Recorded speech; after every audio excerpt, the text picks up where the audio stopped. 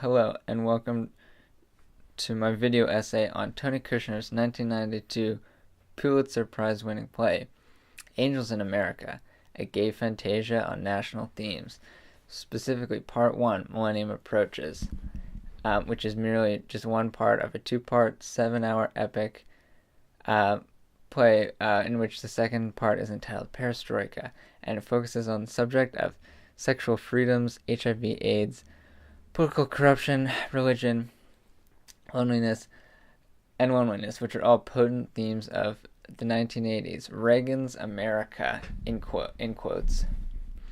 I thoroughly enjoy this play, and am eager to read Part 2. I found this play to be quite cinematic in a way, as the varied settings and elaborate stagings, such as having an angel bust through the ceiling, to be quite an interesting departure from most of the single-room, simply staged plays that I have previously read and or seen. Not to say that this makes it better, just that it was an interesting and ultimately welcome addition to the play.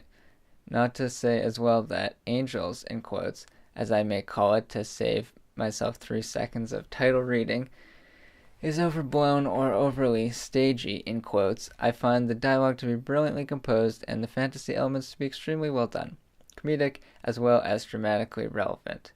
They also provide a perfect excuse to have some brilliant soliloquies by Pryor and Harper, which might have been slightly more off-putting without Mr. Lies or an angel to talk to. I think I made myself very clear in a previous 6-minute video essay where I professed my mixed feelings about soliloquies, calling them cheesy, in quotes. Not in Angels, in quotes. The cheesiness is too charming and too well done and too character-revealing here. I hate cheesiness, in quotes, otherwise, though, unless it is on nachos. And there are no nachos here, but there are drag queens talking to pill addicts and medieval versions of the same guy talking to another guy about angels, and a guy named Mr. Lies, and a pill-addicted Mormon woman meeting an Inuit or Eskimo, in quotes, as she calls them, which is politically incorrect, but most Mormons probably wouldn't even know that Eskimo, in quotes, isn't actually PC anyway, so maybe she can't really be faulted. As she meets an Inuit or Eskimo, in quotes, which is politically incorrect, in Antarctica, even though there are no Inuit in Antarctica because there are no native people in Antarctica. And if she said she saw an Eskimo, in quotes, which again is politically incorrect, she must be assuming that she thought there were some kind of native tribes people in Antarctica to begin with, which there are not. In fact, there are only maybe a few people on the continent of Antarctica at any given time.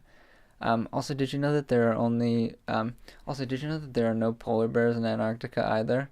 They are only in the North Pole, and none are in the South Pole, which is the other name for Antarctica, which I think might be politically incorrect to call it that, and you should probably just call it Antarctica. And in conclusion, I really enjoyed this play, the first half, Millennium Approaches, and like I said earlier, I think that it was very well done, and that the title being called, the subtitle being a Gay Fantasia on National Themes, was revealing in that the play focused mostly on issues of homosexuality with the 4 male characters, but also it was relevant when you combined all of the characters, especially Harper, and how her sham marriage with her buddy